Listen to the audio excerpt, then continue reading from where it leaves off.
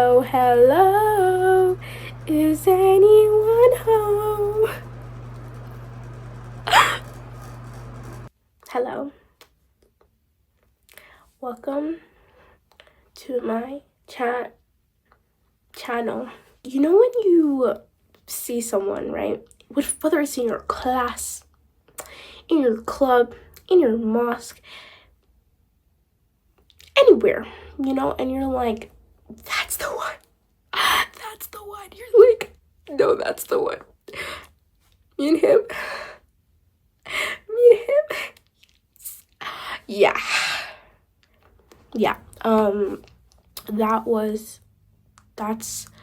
That's what I felt. There was a guy, nothing haram, guys. N to the O, nothing haram. Astaghfirullah al-azim. Nothing haram happened. We never had a relationship, no talking stage. No, we don't do that over there. We don't do that over here.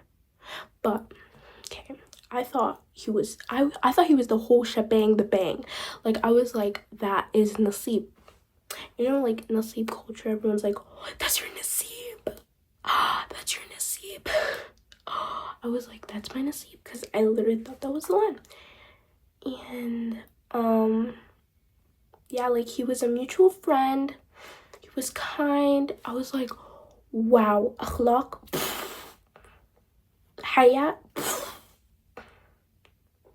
And I was so like delulu over it. I was so delulu over the idea of him that I didn't realize his red flags. And there was a lot. A lot, okay? But like, in my little brain, since that was all I've ever seen in my life, that's close to perfect, I was like, that's the one. Because in what world is there gonna be someone that's better? None. And boy, was I wrong. Boy, was I wrong. So don't listen to the waswasa. No. Anyways, okay. And so, yeah. Anyways, we didn't talk after a while. Like, we were friends, but he also had some red flags. He was being weird, mad weird, and I was like sad over it.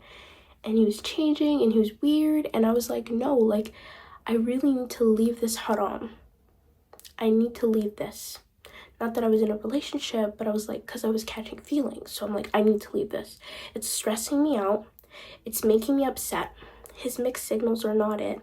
And I know it's not pleasing Allah. So I'm like, bye. Okay. And through it all, even though I was saying bye, like, I always saw him. But, I tried not to let that get over me, but I was still upset. I was blaming myself. It was like, he acted this way because you were ugly. He did this because there's something wrong with your personality. It's not gonna work out. A good, righteous man's never gonna, like, come your way in the future ever again, because this was your last chance.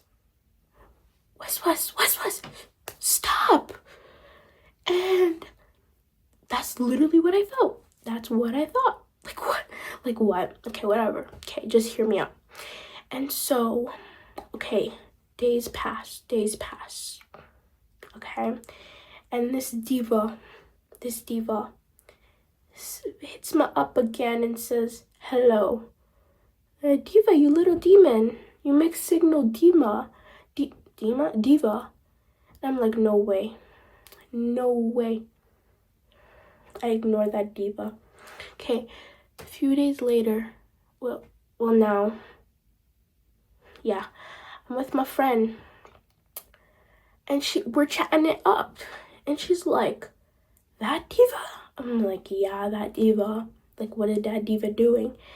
And then that diva's like, she pulls up a phone of that diva, and she's like, your diva's been bopping around. Your diva's been doing this. Your diva's been doing that. Your has been doing this and that and all of that. And I'm like, are you serious, my diva? No way. Okay. And through it all, I thought he was just this perfect person. I thought he was the best I could ever get. I thought that he was a reflection of my future. Like, if he's not gonna do this, if he's not gonna do that, then there's no shot in life for me. And then turns out, I left that haram. I pushed my feelings aside, even though it hurt. I begged for that clarity, the honesty, and Allah came through. He came through and he showed me what it would have been like if I was still in contact with the guy. You see what I mean? What I would have associated myself with if I was still in contact with him. And let me tell you, friendship poison is real. Who you surround yourself with is who you're gonna become. Remember that. I remember our principal like sat us down and was talking about that. It's like, who you surround yourself with is I was like, shut up. These are my baby boos. And she was right. We're not friends anymore, and she was right. But yeah, listen, okay? Anyways, point is, I don't know where I would be if I was still in touch with the guy. I don't know where I would be if Allah didn't do his best to keep me away and to protect me.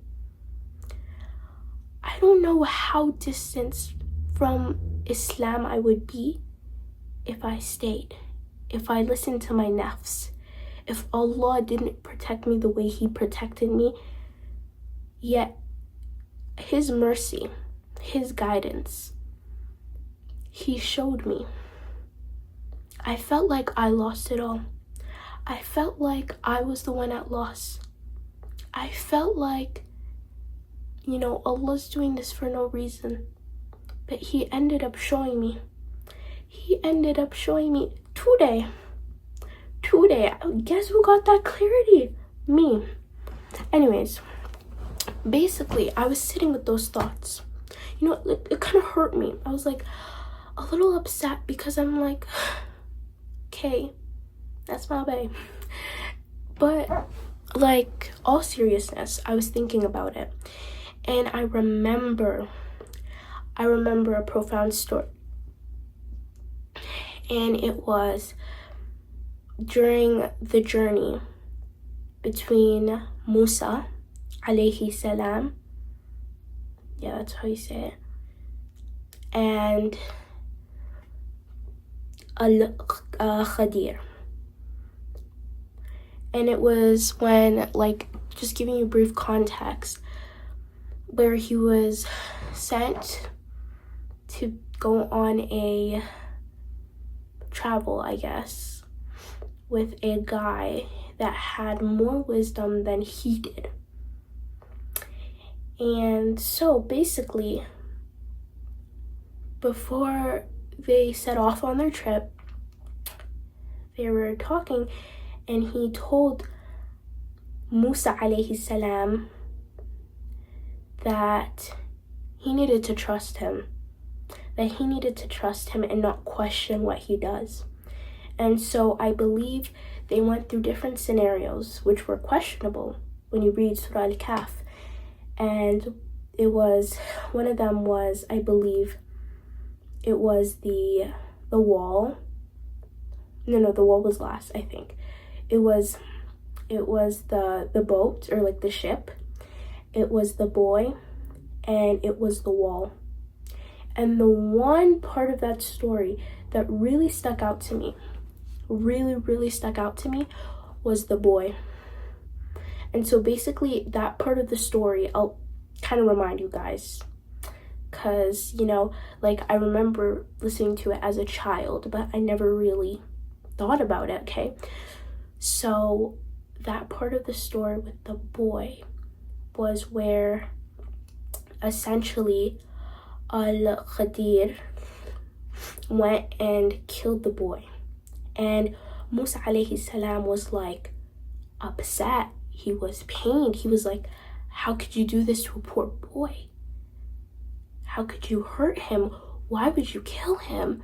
And he was down and he was questioning so many things. And he was questioning his wisdom. He's like, how is this wisdom? You're killing the poor kid.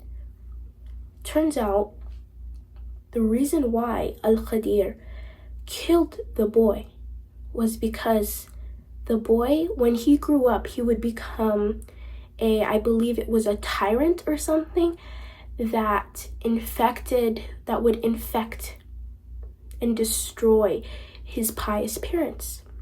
And so Allah instructed him. Allah saw that divine wisdom. Allah saw the future ahead and essentially told Al-Khadir, to kill the boy so that the parents won't be burdened with that distress. You know what I mean? And so that they could birth another kid that doesn't have those same liabilities on them. Do you get what I mean?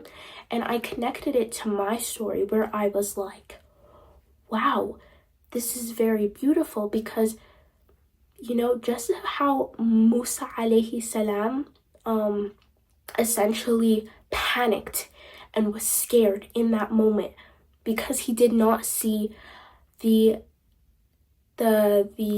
wisdom behind the decrees. The wisdom, the divine wisdom,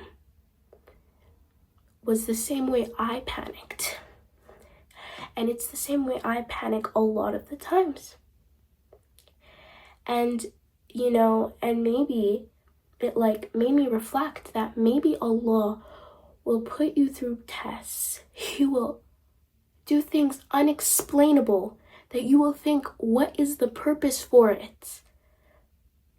But turns out Allah was saving you from a disruption along the way. Allah saw miles and miles ahead of what was going to destruct you and took it out of your path. Allah saw what was going to hurt you, and instead of letting it hurt you, instead of letting it pain you, instead of letting it affect you and infect you, He takes it away before that could happen to you. And so sometimes we'll be upset, sometimes we'll be scared, we'll be anxious, we won't know what is ahead, why Allah subhanahu wa ta'ala is doing this, why we're in pain, why we're hurting, why things are being taken away from us. But the thing is, we just don't know. We don't have that knowledge. We don't have that divine wisdom that allows us to see the future, but Allah does, because Allah is the best of planners. Allah is the all-seeing, and He's able to essentially craft our lives in such a beautiful way, in a beautiful manner. And He's able to see what will hurt us and what will take Him away from us, or take us away from Him. And that's just so beautiful, because it really also helps me understand how small us human beings are, how incapable we are, how how we're so not in control of our own lives, that we believe that we are, but we're just not. We want to control every step of our lives. We want to know why we think everything's right for us, but we never know. And then sometimes we will astaghfirullah, we will question Allah, we will fight Allah for it, we will question Him and say, why are you doing this? Do you not love me? Do you not love me like you once did? when the truth is he did. He's always loved you, and he loves you enough. He loves you enough to protect you, to take what you love away so it doesn't hurt your soul, so it doesn't break your heart, and so it doesn't leave you sinking. And just because we're anxious, just because we're tired of not being answered, just because we don't know, doesn't mean that it's bad. Doesn't mean that Allah is working against us. It just means that Allah has a better story for us. That Allah is helping us and protecting us from something that will inevitably affect us in the long run. I didn't know he would be like this. I mean, may Allah guide him. You know, I can never know what he's going through, but I didn't know he would ever be like this. I didn't know he would turn out like this. I didn't know he was like this. I didn't know I was getting manipulated. But Allah always knew. Allah always knew. And alhamdulillah for that. So yeah, that's my little reflection. You know, I just wanted to really get into depth with that and just share it with you guys and let you know that you're not alone, that Allah is always there. And it's a blessing, honestly. It's a blessing, you know, that he takes things out of your way, that things don't go to plan, that things are hurting you. It's a blessing because then you know that there's so much more better in your life that's coming. Like imagine, like you think something's so amazing and Allah takes it away. Just imagine how much more amazing is coming into your life for Allah to take that thing away from you. So yeah. Toodles, guys.